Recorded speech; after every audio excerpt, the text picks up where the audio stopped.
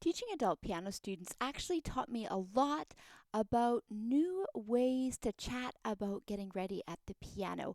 I hope this will help you whether you're a piano teacher that's taught for a long time or if you're just starting your music journey, or perhaps you're an adult learner listening in and thinking, how can I transform the way that I play and get ready at the piano? So here is just 4 ways you can adapt your piano teaching to have a mindful approach to teaching position at the piano. So the first thing I chat about with students is actually something I've never taught before this past few years, and that is I start with breath. I love that as teachers and students, the way that we breathe can regulate our heart rate, it can calm our minds, and release endorphins, which tell us we are safe and ready to learn.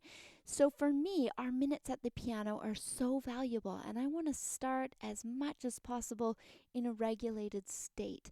Whether I'm teaching an adult or even a child, I love going over ways we can support our health at the piano. So I love encouraging music students to start their music minutes by taking mindful inhales through the nose and slow exhales through the mouth. You can do this quietly yourself as a teacher alongside the student and encourage students to do kind of an active breathing exercise before they begin. Sometimes they even start with a listening exercise, and we can start by breathing and listening together.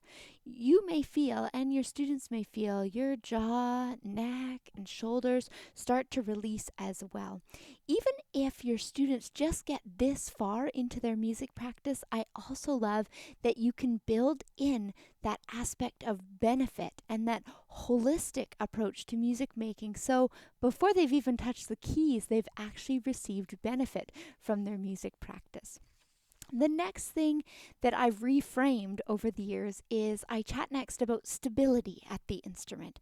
So as we sit at the piano, we want to feel stable with opportunity for movement. So if you can check and see if you feel rooted with your body feeling upright and comfortable, each body is different. And so I love building this awareness in for a mindful approach to healthy posture that suits your students' own bodies. So that might look like with stability. It might look like making sure the bench or stool is adjustable. We chat later about the height of the bench, and we'll chat more about how we can help young students feel stable. So the next thing we talk about when we're talking about comfort at the piano is balance. So once students are feeling stable and seated, we move into balance at the piano. And again, every pianist experiences mobility in different ways. So you can think about the ways that you're going to move low on the keys and the way that you're going to move high on the keys. And I love right away getting students to explore how they're going to move. So we talk about using that rooted, grounded feeling with stability and how we can transform that stability into balance at the keys. And one of those things that you can also look at for young students is a footstool or a pedal extender. And this really leans into making sure students are at the right height so that they feel comfortable and mobile. And I love that we can build an awareness as we move through the course, as they move their core of their body, their shoulders, their arms, and their torso. I'd love to hear, if you're listening in, what ways you love to introduce. Of course, my ways aren't the only ways, so I would love to hear from you in the comments. Number 4 is a talk about motion. So much of our body's role at the piano is to move in ways that don't hinder our shoulders, our arms, our hands, or our fingers from playing the keys and making music.